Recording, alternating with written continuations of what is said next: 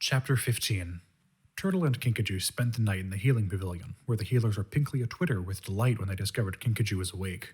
While they checked her for any remaining injuries, and freaked out when they found none, Turtle wrote another note to Ghibli. Kinkajou is awake and fine. Please tell Tamarin. Darkstalker taking the tribe to the old Night Kingdom in the morning. He thought for a moment, then added, Everyone definitely under his spell, except Kinkajou. He hoped that was enough information as he erased it, although he wasn't sure what good it did for Ghibli to know all that. Before he fell asleep, Turtle made Kinkajou promise to not go deal with Darkstalker without him, however she might interpret that phrase. No sneaking, stealing, attacking, thwacking, or pineapples, he begged. He also asked her not to tell Queen Glory anything. I have to let her know I'm alright, Kinkajou insisted. That's fine. He said. But don't say anything about me, or our suspicions about Darkstalker, or how much you know about him, or what we might do next. Jumping poison frogs. Kinkajou said, looking exasperated. Why not? Because he can read Glory's mind, Turtle pointed out. and we don't want him to hear anything that might make him nervous or suspicious. After much arguing, she agreed, and Turtle fell asleep feeling maybe a tiny iota less nervous than before. At daybreak, Kinkajou woke him, and they flew to the Nightwing village. As they soared through the trees, Kinkajou tossed mangoes and bananas to Turtle, chattering busily. I visited my close personal friend, Queen Glory, last night. She said. Just to let her know I'm totally fine now. She was so mad and so happy and so mad at the same time. I got a seriously serious lecture about staying away from dangerous dragons from now on. La la la, irony. But she'll forgive me when we save the world, right? Right? Turtle? Oh, yes, sure. He said through a mouthful of banana. He hadn't realized this was a conversation he'd have to take an active part in. I told her I want to go back to Jade Mountain. Said Kinkajou. Which is true. I do want to go back there. I'm just going to take a quick detour to the new Night Kingdom on the way, and not mention that part to her until later. Like, way much later. Like, maybe when we're 100. Do we have to go to the Night Kingdom? Turtle asked. Maybe there's another way to stop Darkstalker. From here? No, I figured it out. Kinkajou said. I was thinking about it last night. This is all about Moon's prophecy. It's right there in the words. He's the thing that shakes the earth and scorches the ground, right? So we have to save Jade Mountain by finding the lost city of night, and that's where Darkstalker is going. So we just follow him there, and boom, catastrophe averted. Everybody's safe. Why are you rubbing your forehead again? No reason, said Turtle. He had read enough scrolls to know that no heroic quest was ever that easy. But he'd also spent enough time with Kinkajou to realize that it wouldn't do any good to tell her that. Darkstalker had been busy in the night. When they arrived at the village, they discovered that he'd already packed, or made someone pack, several nets full of food from the rainforest. He stood on Glory's platform, counting the supplies gathered below him as Nightwings gradually filled the clearing in whispering clumps of 2s and 3s. I wonder how many of them are going with him, Kinkajou said, swooping down to land at the back of the crowd. Turtle touched down beside her, folding in his wings and ducking his head to avoid the funny looks he was getting from the rest of the Nightwings. I bet most of them. He said. Wouldn't you follow a king who could give you superpowers? No way. Kinkajou said with fierce loyalty. Queen Glory is perfect. I want her to be my queen forever and always. Moon! She shrieked suddenly, spotting her clawmate as Moon passed by with her mother. Moon jumped nearly the height of a small tree and turned around. Her face lit up like 1,000 dragons shouting an aquatic at once. Kinkajou? She cried. They barreled into each other, wings overlapping in a ferocious hug, voices overlapping as they both tried to talk at once. You're awake! Moon yelped through tears. You're all right! I've been so worried! You did everything cool without me. Kinkajou said at the same time. I can't believe all the amazing things you've been doing without me. I was going to come check on you today. Moon said, wiping her eyes. After Darkstalker leaves, I would have come yesterday, but I've been busy trying to convince as many Nightwings as I can to stay here in the rainforest. She sighed. I'm not exactly the best spokesdragon, though. Nobody particularly liked me before, and they don't like me much better now that I've returned with mind-reading powers and the Darkstalker. I like you enough to make up for 10,000 grumpy dragons. Kinkajou promised. Moon smiled at her shyly, like that was still hard for her to believe. What did you tell them? Turtle asked. I thought you liked Darkstalker. I do. Moon said. He's been great so far, but Queen Glory is the best thing to happen to this tribe in 2,000 years. She's fair and generous, and she's given them a safe place to live. Nightwings have always been afraid of living somewhere the Icewings could find them, in case the old war flares up, but Queen Glory made sure there was a truce with Queen Glacier first thing, to keep the tribe safe. She shook her head. I think Queen Glory has proven herself to be a just and kind queen. We don't know anything about Darkstalker or what kind of king he would be. I feel like this is all happening too fast. Turtle noticed that several Nightwings had edged closer, pretending not to listen but clearly listening to Moon. And plus also, Kinkajou chimed in. don't forget the part where he's totally evil. Moon raised her eyebrows. He's not evil. She said. Not like Scarlet was. If he were evil, wouldn't I have seen it in his thoughts? You've seen the thoughts he wanted you to see, Said Kinkajou. right? He can totally shield the rest of them, can't he? The evil thoughts. Moon lifted her head to look over the crowd at Darkstalker. He had his head bowed and was absent-mindedly shredding a mauve flower that had grown up at the edge of the stage. Maybe. She said. But I think he's really trying to help, even if I wouldn't do it the way he's doing it. I think he just wants his tribe back, the way it was before. Kinkajou opened her mouth, and Turtle stood on her foot to hush her up. If Moon were under a spell, telling her about it wouldn't do any good. It was encouraging, though, that she could choose Glory over Darkstalker, despite whatever spells he was using on her. Was Darkstalker upset when you told him? He asked. He said he understands, She said. and that he expects me to change my mind. Huh, not likely. Kinkajou gave Moon another hug. So what are you gonna do now? Go back to school. Moon said with a sigh. It feels a little weird with everything happening, but that's what Queen Glory wants me to do. And that's where Kibley and Winter are. And you guys will be there too, right? Sure, eventually. But don't you want to see the old Night Kingdom first? Kinkajou asked. Maybe just a quick visit before we go back to Jade Mountain? Why would we do that? Moon asked. No reason. Kinkajou glanced around and whispered loudly. That may be a prophecy reason. Moon flicked a fat green beetle off her tail and tipped her head at Kinkajou. I kind of do want to see it. She said. I mean, I have been thinking about the prophecy, but I don't understand how going there will stop anything from happening. You never know until you try. Kinkajou said brightly. That's settled then. We'll all go to the Night Kingdom. Not with Darkstalker, though. Definitely not with him. More like, right behind him. Yes? Yes. Settled. Woo! I thought it was gonna be much weirder to try explaining why I was in the Night Kingdom, but if I'm there with you, my gifted and awesome clawmate, then it makes total sense. I'm not sure. Moon began, but the crowd suddenly parted and Darkstalker came striding through, straight toward their little group. Turtle felt himself shrinking as the Nightwing loomed over them. Kinkajou, on the other Talon, seemed to be trying to make herself look bigger. She spread her wings and puffed up her chest and fixed Darkstalker with her fiercest stare. Moon, Darkstalker said quietly. last chance.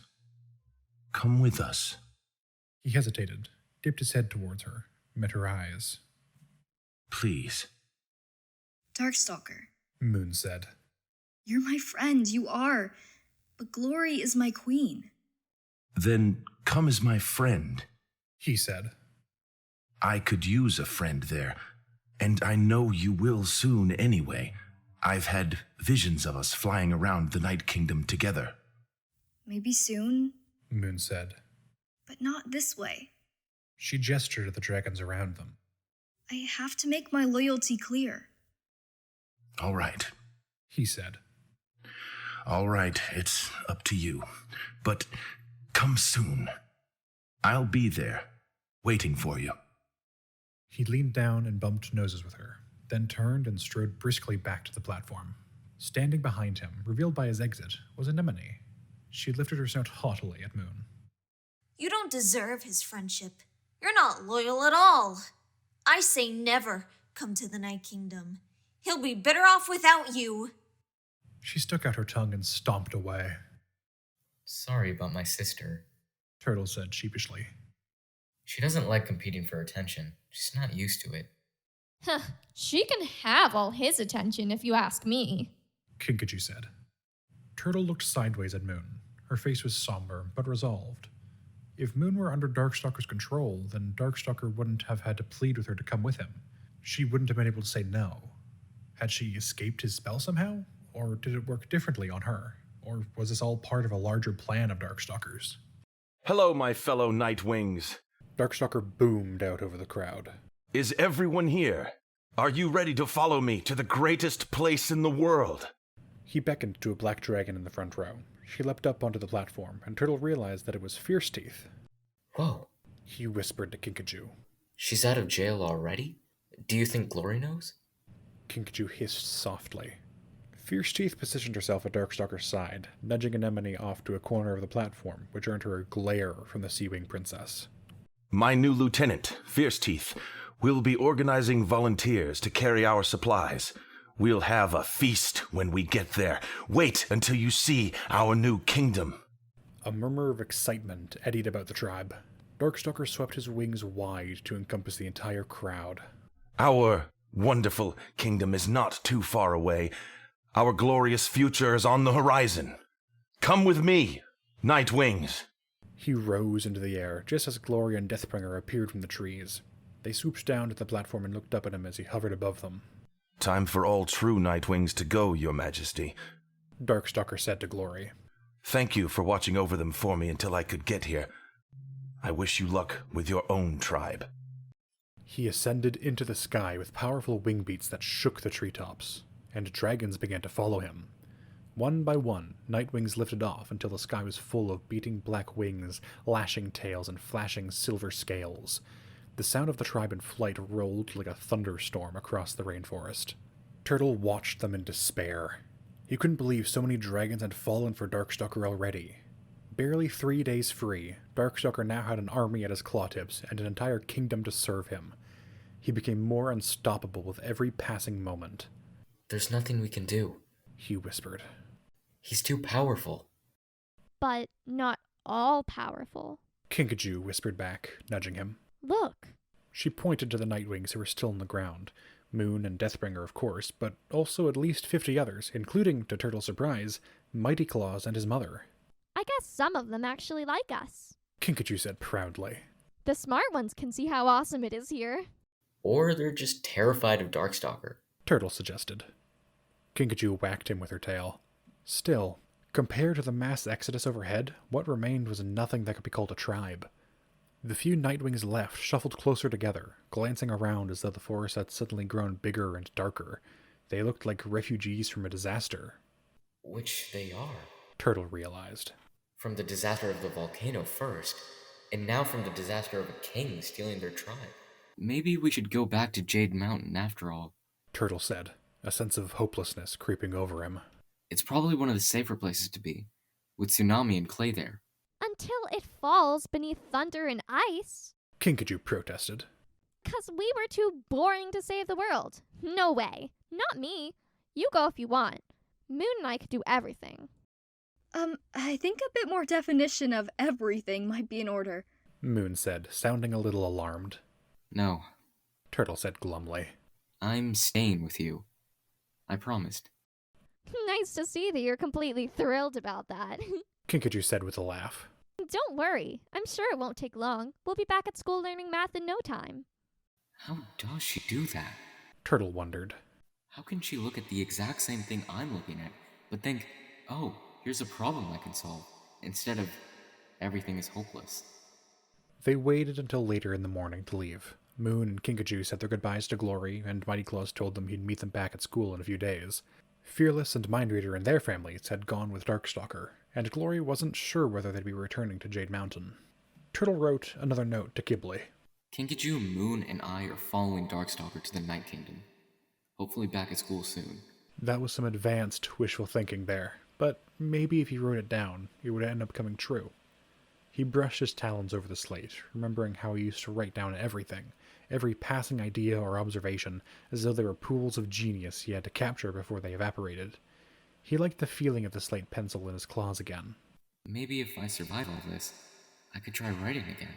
It wasn't hard to follow Darkstalker and the Nightwings, even with half a morning's lead. The tribe in flight was like a dark cloud in the sky ahead of them. At one point, as they flew through the mountains, Turtle looked down and spotted what appeared to be a small, abandoned scavenger encampment. He imagined being one of those little creatures looking up to see literally hundreds of dragons suddenly thundering by overhead. If he were one of them, he'd find a rock to hide under and stay there for the next month. Darkstalker led them south of Jade Mountain, over the delta where the winding Tail River spilled into the Southern Sea, and westward along the coast. Below them, waves pounded against a rocky shoreline, and the ocean was dark gray, with hints of brilliant green where the sun slipped through. Turtle couldn't help thinking how easy it would be to dive into those waves. He could disappear into the watery depths and leave all these dangers behind. But he looked over at Kinkajou's gray blue sky scales and determined expression, and he knew he couldn't leave her. Darkstalker flew without stopping, and so the tribe did too, although as the day wore on, they became more spread out across the sky, with the weakest flyers dropping farther and farther behind. The landscape along the coast shifted from mountains to scrub-covered hills and then desert as they reached the southern edge of the Kingdom of Sand. The wind up this high was chilly, but the sun beat down mercilessly on their scales. Turtle tried to remember the map of Pyria in his head so he could figure out where they were going. There wasn't anything in this direction except more sand as far as he knew, and then the Western Ocean. Another island? The sun was slipping down the sky ahead of them, shining right into Turtle's eyes when Darkstalker suddenly dove toward the land. Like a flock of hungry crows, the Nightwings swept after him. Turtle sensed Moon hesitating beside him. I don't want to join them. She explained when she caught him looking at her. I don't want them to think I've chosen Darkstalker. This is just a visit.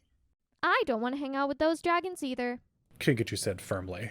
Or listen to another endless windbag speech. Let's go find a spot to sleep where they can't see us. But where are they going? Turtle asked, screening his eyes and squinting west. Why stop now? How much farther can it be? I have no idea. Moon answered.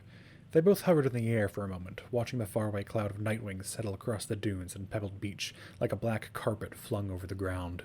Kinkajou found a small cave facing the ocean that the three of them could just barely squeeze into, and Moon caught them a few crabs to eat. It was a relief to stop and rest his wings. Turtle immediately brought out his healing stone to erase the ache in his shoulders, but it also made Turtle anxious that he couldn't see Darkstalker, and he had no idea what the ancient animus would do next. What if he wasn't really leading the Nightwings to their old kingdom? What if he was planning to smash their entire tribe into a cliff? That delightfully morbid image wouldn't leave Turtle's brain as he tried to lie down and sleep. Moonlight poured into their cave from the night sky and from the silver reflections in the sea below. Kinkajou and Moon already had their eyes closed, their tails intertwined. He wondered if he'd imagined it that Kinkajou had maneuvered to be the one sleeping next to him. Her scales were warm, as though she'd been collecting sunshine in them all day, and in her sleep they turned indigo and gold, with flecks of citrus green. Carefully, reluctantly, he eased himself away from Kinkajou's side and slid out of the cave onto the beach. Sand crumbled around his webbed talons, and sharp edges of broken seashells poked his tail. The waves looked as though they were trying to reach out and drag him in. Hiss, shh, hiss, shh, safe, shh, hide, shh. He turned his head north, toward the Nightwing encampment, and watched. He didn't know how long he sat there, staring at that small patch of stars, but sometime later he saw a vast shadow blot them out, then soar away west. Darkstalker's going somewhere, by himself, in the middle of the night, which means I have to follow him.